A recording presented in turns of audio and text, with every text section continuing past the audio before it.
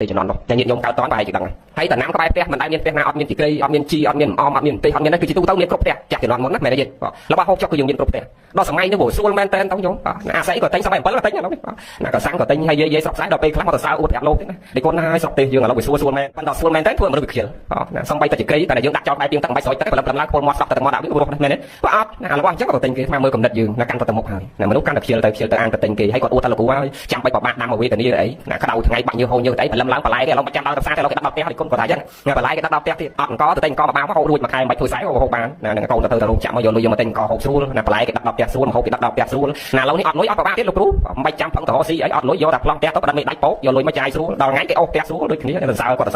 ណាមកទៅសើប្រាប់លោកទៀតគំនិតយើងណាគំនិតយើងអត់មើលទៅជីវភាពប៉ុណ្នេះញាតិញោមមានស្រាប់ហើយមិនបាច់និយាយប្រាប់ញាតិញោមទៅនិយាយប្រាប់អ្នកកោទៅរឿងនេះឥឡូវយើងនិយាយរឿងផ្លូវចិត្តយើងដែរតែមកបញ្ជាក់ថ្ងៃនេះចង់និយាយពីជំងឺផ្លូវកាយនិងផ្លូវចិត្តរបស់យើងនេះវាខុសគ្នាយ៉ាងម៉េចជំងឺផ្លូវកាយកាលណាយើងឈឺយើងអត់ពិបាករកថ្នាំទេមែនទេនៅវិទ្យាសាស្ត្រពីទំនើបអត់ពិបាករកថ្នាំទេណាជំងឺដែលពិបាករកថ្នាំបំផុតជំងឺអីជំងឺផ្លូវចិត្តរបស់យើងនេះពិបាកណាស់ហើយជំងឺផ្លូវចិត្តនឹងមានច្រើនរាប់រយចំពោះដូចគ្នាពីព្រោះអីពីព្រោះយើងជាប់ជាក់នៅក្នុងកិលេសកម្មនិងវត្ថុកម្មណាស្រឡាញ់ពេញចិត្តប្រាថ្នាជាប់ជាក់ឆន្ទរាបប្រកាន់មកចំពោះអត្តាតែកាលណាស្រឡាញ់ចំពោះតួខ្លួនហើយអ្វីៗទុកសកសផ្សេងៗកើតឡើងណាច្រើនណាប្រាថ្នាកាន់តែច្រើនសេចក្តីទុកកាន់តែច្រើនស្រឡាញ់កាន់តែខ្លាំងទុកកាន់តែខ្លាំងដកសេចក្តីស្រឡាញ់បានកាន់តែច្រើនទុកក៏អស់កាន់តែច្រើនដកសេចក្តីប្រកាន់មកបានកាន់តែច្រើនសេចក្តីសក់ផ្លូវចិត្តក៏មានកាន់តែច្រើនកាលណាយើងនៅតែជាប់ជាក់នៅតែប្រកាន់មកសេចក្តីទុកនៅតែមានណាជំងឺផ្លូវចិត្តរបស់យើងនេះបើនិយាយធំអត់មានច្រើនទេណាញោមចំណាំណានឹងអាត្មាបង្រៀនពីវិធីសាស្ត្រដាក់ថ្នាំយ៉ាងម៉េចឲ្យជាផ្លូវចិត្តរបស់យើងនេះពីព្រោះណាទៅតែស្អីសភៅហ្នឹងឥឡូវនិយាយពីគោលសភៅហ្នឹងខ្លីបន្តិចឲ្យញោមមានចំណាប់អារម្មណ៍ចង់អានសភៅហ្នឹងយេណាមើលមកនេះបងណ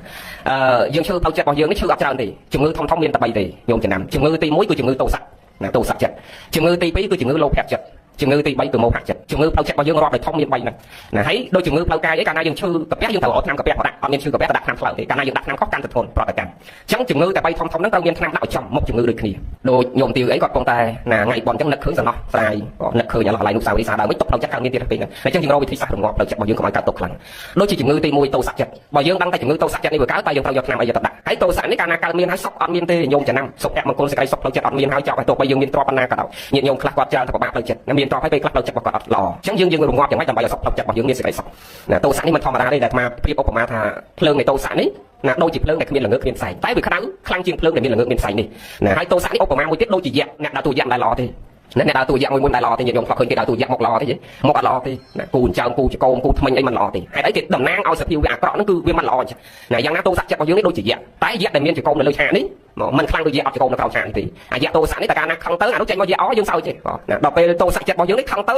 ក៏ប៉ិតខ្ទេចចានស្រាក់ខឹងទៅតិចទូទោះខឹងទៅតិចពីងទឹកអញ្ចឹងវាអត់សេចក្តីសុខអញ្ចឹងយើងរកវិធីសាស្ត្រទៅម៉េចដើម្បីរងាប់ផ្លូវចិត្តរបស់យើងបានថ្នាំរងាប់តោសៈចិត្តហើយមានដូចគ្នាទាំងអស់តោសៈចិត្តនេះញាតិញោមក៏មានអ្នកទេនេះក៏មានក៏តិចច្រើនហ្នឹងហើយមិនបដិសេធទៅមានដូចគ្នាញាតិញោមខ្លះសួរទៅលោកគ្រូឲ្យលោកគ្រូតោះចិត្តរឿងអីដែរបើគ្មានប្រពន្ធគ្មានកូនធ្វើតោះចិត្តគ្មានញាតិគ្មានទ្រព្យឯណាធ្វើខាងខ្លះគ្មានការងារឯណាលោកគ្រូច្រើនណារស់ស៊ីលីសៃដៃពុនឲ្យតោះចិត្តថាគ្មានប្រពន្ធកូនធ្វើតោះចិត្តពេលខ្លះទៅខឹងលោកនេនក្នុងគាត់ហ្នឹងណាបាបនឹងលោកនេនហ្នឹងគាត់តែតិចអីច្រើនអញ្ចឹងឲ្យថាអស់គឺមិនអស់ទេប្រកាសជន់អញ្ចឹងយើងត្រូវរកថ្នាំព្យាបាលឈឺខ្លាំងព្យាបាលតាមរបៀបខ្លាំងឈឺតិចព្យាបាលតាមរបៀបតិចហ្នឹងឥឡូវយើងឈឺជំងឺទី1ហ្នឹងតោសៈចិត្តហ្នឹងតែយើងយកថ្នាំអីទៅលេបថ្នាំរបស់ព្រះមាន2គ្រាប់គ្រាប់ទី1ខន្តីគ្រាប់ទី2សោអញ្ចៈញោមចាំណាហើយធម្មតាយើងលេបថ្នាំយើងត្រូវលេបជាមួយអីញោមលេបជាមួយអីថ្នាំលេបជាមួយទឹកអញ្ចឹងថ្នាំព្រះក៏មានទឹកដូចគ្នាធម្មោអោសថោណានឹងគ្រាប់ទី1ខន្តីគ្រាប់ទី2សោអញ្ចៈលេបជាមួយទឹក3កែវទឹកកែវទី1ទឹកមេតាទឹកកែវទី2ទឹកករណាទឹកកែវទី3សន្តោសៈកាលណាយើងដឹងតែខ្លួនយើងមានជំងឺទី1គឺជំងឺតោសៈចិត្តនេះយើងលេបថ្នាំ2គ្រាប់ធំហ្នឹងខន្តីសោអញ្ចៈហើយលេបជាមួយទឹក3កែវគឺទឹកមេតាទឹកករណាទឹកសន្តោសៈកាលណាយើងលេបថ្នាំ2គ្រាប់ហើយនឹងទឹក3កែវនេះតោសៈចិត្តរបស់យើងនឹងស្លាប់រងាប់តោសៈចិត្តរបស់យើងនឹងស្លាប់រងាប់ណាស្លាប់រងាប់ទៅបានប៉ុន្តែត្រូវដឹងរបៀបលេបឧទាហរណ៍តែថ្នាំយើងដុកទ័រគេសំម